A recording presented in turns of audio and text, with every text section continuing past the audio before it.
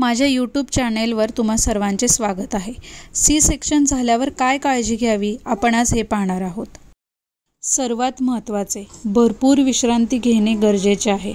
शरीर बरे होण्यासाठी किमान 6 ते 8 आठवडे लागतात।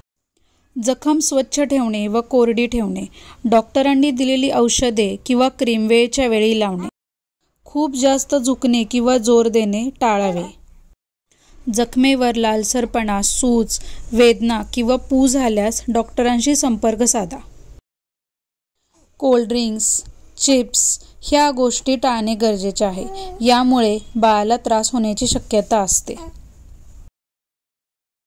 सी सेक्शन नंतर पौष्टिक आहार घेणे गरजेचे आहे। प्रथिने, फायबर आणि जीवनसत्वे असलेले आहार घ्या। हिरव्या पालेभाज्या, डाळी, फळे यांचा समावेश करा। पाणी जास्त प्रमाणात पिणे गरजेचे आहे। दूध, दही, पनीर यांचा समावेश करा, ज्यामुळे हाडे मजबूत होतील।